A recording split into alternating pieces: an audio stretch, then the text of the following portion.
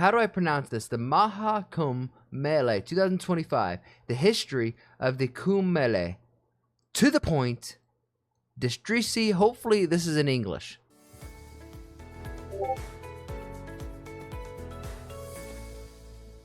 Shubi, you're saying you're going to that this year?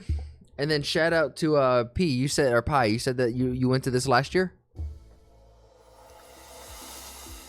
Hello and welcome to another episode of To The Point. The topic Hello, namaste. of discussion is Maha Kumbh Mela 2025. Okay.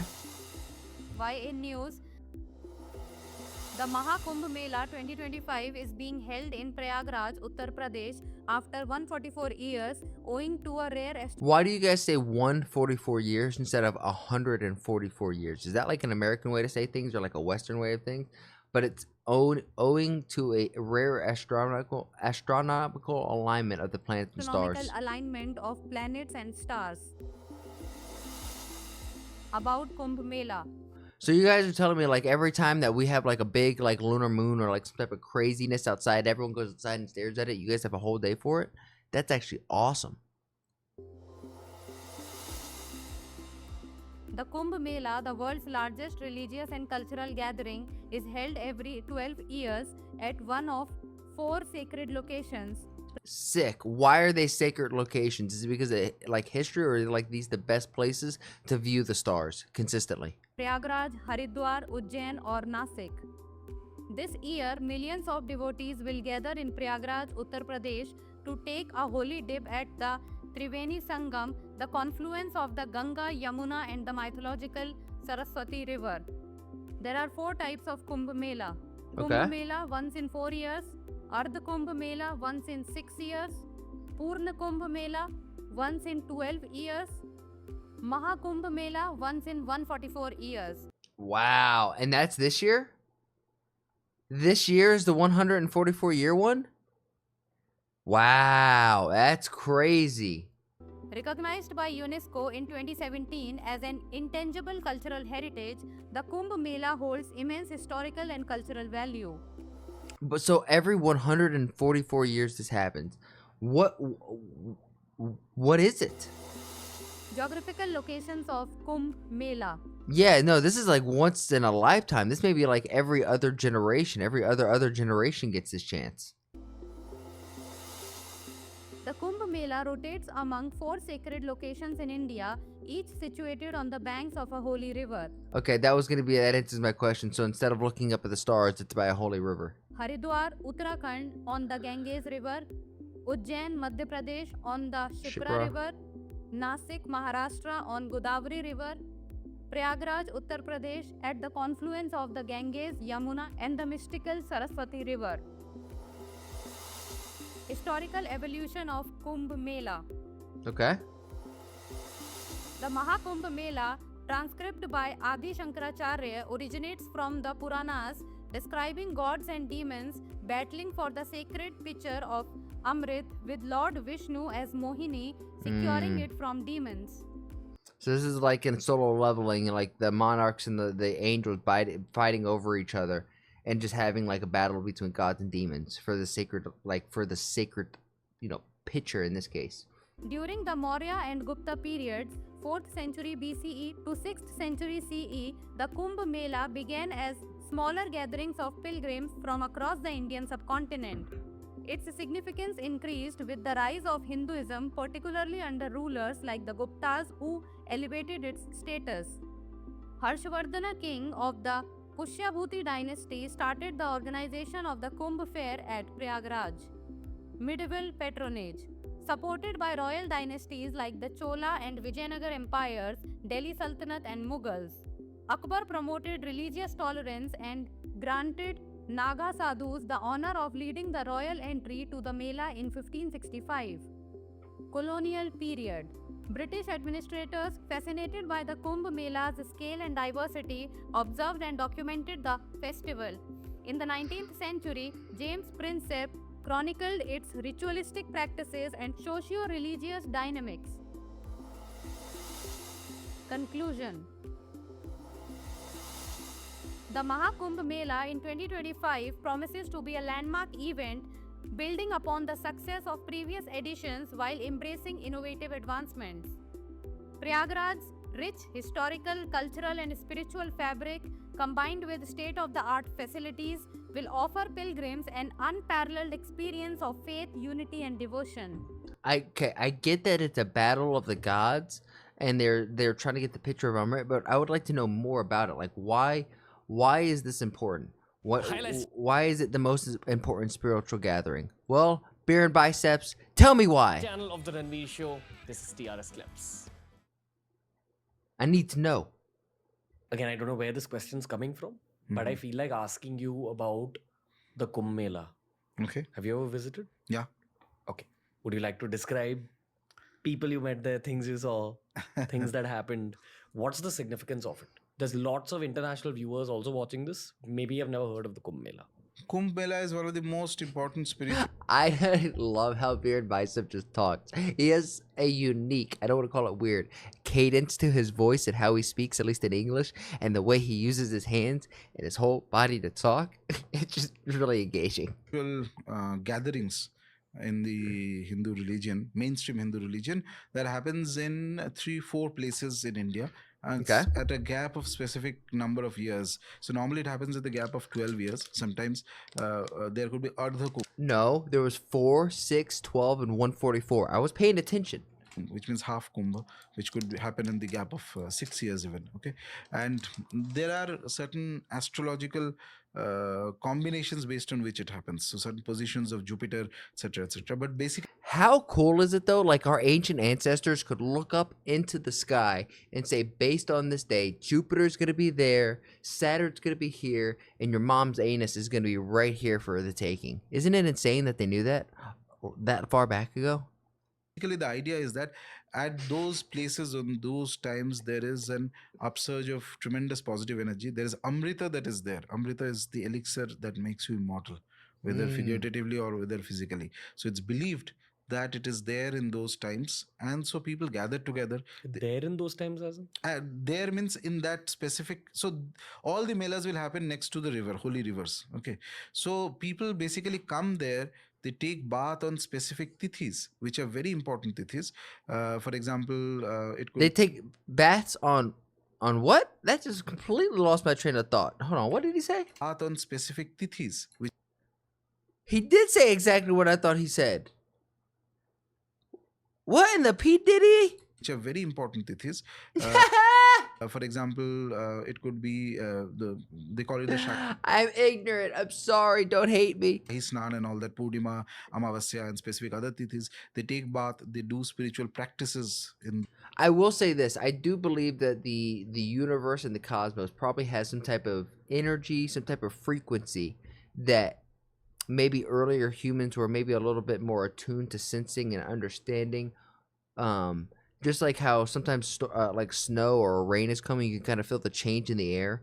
These people might have been able to literally feel or see a change in the cosmos, and during these times, there could have been quote unquote good energy out in the air, out in the universe, irradiating from the universe that they were trying to absorb and manifest. I don't know. It kind of sounds wee woo wee wah, but I kind of jive with that kind of logic. I think a lot of religion, especially like Christianity, when you look at the text, you almost have to look at it and see it as a metaphor and not take it so literally. Those areas. Not only that, all the sampradayas of sadhus come there. Okay, the Dashanami sampradaya of sadhus, who are basically Like, I know this is gonna sound super crazy, but if you're gonna like ask me about Christianity and religion or whatnot, and I'm looking at like Adam and Eve, for example, I think people got it wrong when they're saying Adam, like the name Adam. I think it was more Atom and Eve being emotional, ethereal, spiritual thing, and the man thinks off of logic. The women thinks off this emotion and feeling and tuneness, and when you bring them together, you can create a new human to go off and do more of that. But I look at it a lot like that. You know what I'm saying?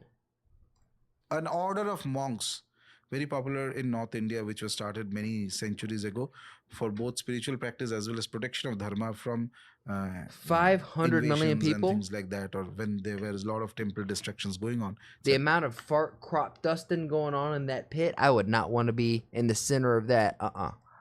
So those akharas are like monasteries, sort of, in the Hindu term of saying, group of sadhus. They all come there during Kumbh Mela, all the Kumbh Melas. Where are they normally? They may be, other times they may be roaming around in different places, or they may be doing some sadhana somewhere, etc., like that. During Kumbh, they gather together. Okay, and the heads of those During the they come together. akharas, they also come there. Okay, and they take bath in the river. It's gonna generate $68 billion. How this religion's a scam? It's always about the money. What? So the sadhus, Naga sadhus, also come there. Okay, during that time, and they take bath in the rivers. And ordinary people go there to take bath. First time I had gone to Kumbh was, I think, in the year 2008, 2007, 7 January, I think. It was in Prayag, Allahabad. Prayag, I had gone there and I had taken a bath during Mauni Amavasya. I remember that was, it was very nice. It was interesting. It was beautiful. Like the Kumbh, there is another Mela that comes. I'm just taking the conversation to another direction. This is called the Ambuvachi Mela that happens in Kamakhya every year. During those 3 days, I think it's happening as we speak. it just ended. Okay. 26th. Okay. Ambuvachi Mela that happens, and as I was speaking, there are a lot of tantra sadhaks, aghoris, etc. They come there. Earlier times, it used to be less people. Hospitality and transport and everything, food. It makes sense. A lot of people go there. That is, in a way, just like a Kumbh. Only thing is, it is more of the tantric and aghoric disposition. Okay, so there are sadhus who may come there during this Ambuvachi Mela, who other times of the year you'll never find them where they are. Okay, they just, where are they likely? Out in nature. outside of society, somewhere in their own confines, in their own settings, which is away from society. They're perfecting, they're doing their own sadhanas and all that. Okay, so they may come there. But the difficulty with Ambuvachi is that because it's a more tantra oriented. Well, according to legends, if you die into the river on that day, you will go into heaven in the afterlife and escape the cycle of reincarnation. Man, but in Christianity, when you go to heaven, apparently heaven is a place on earth, and once you get to heaven, you're given a new body and a new name. Isn't that just another version of reincarnation? Mela. So sort of, it's good to go there with a group. Because looking at the faces, you can't figure out who is doing what type of practice. Okay. And someone can do something on you. Possible. What do they want from an average person? Not all average people, but they may do. What is he talking about here? I mentioned this. I had an experience once in one of the just around before Ambuvachi, many years ago. I remember they had.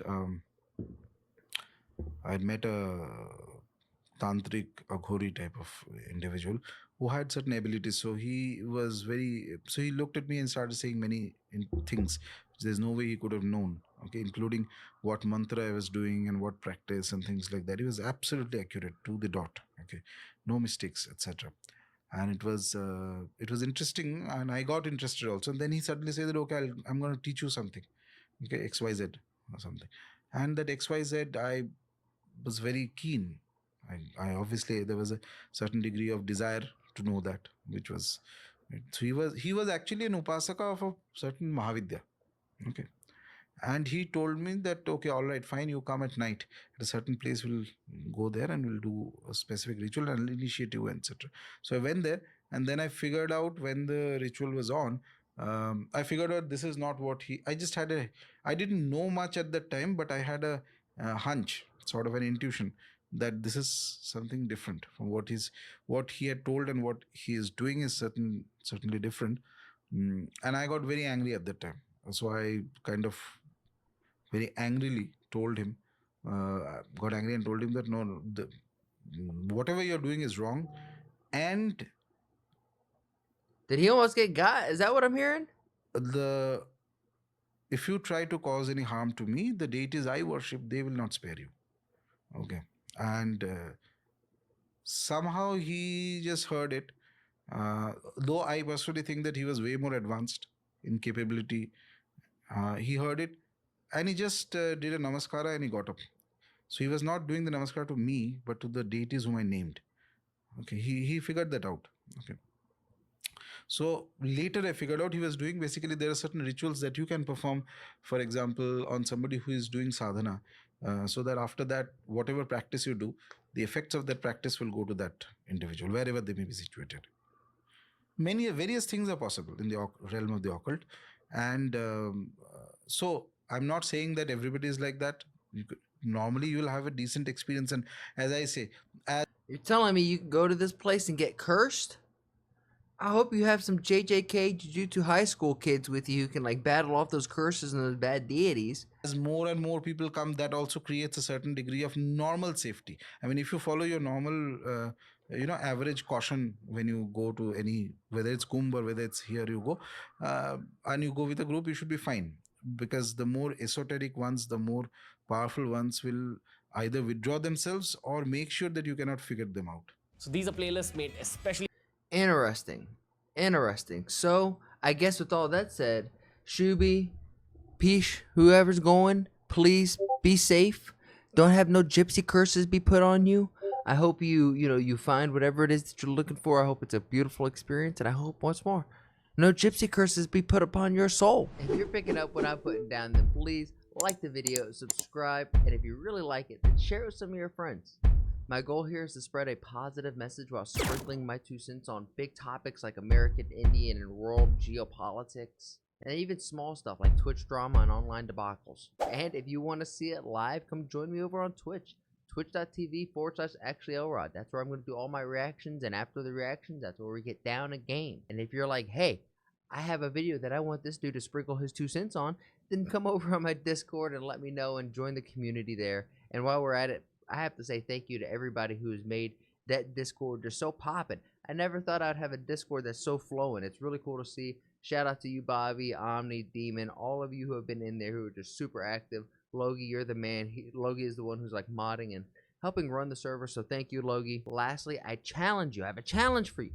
Make somebody laugh today. We all know there's enough hate and vitriol in the world. If energy is contagious like the flu, then let's spread and get everyone contagious with our positive energy, right? Not negative energy, because there's so much of that. And if we could just be a small little change in someone's day, then you never know. Maybe that's the thing that starts shifting this world to a happier, healthier, just better place. And with all of that said and done, thank you guys, and I'll see you on the next one.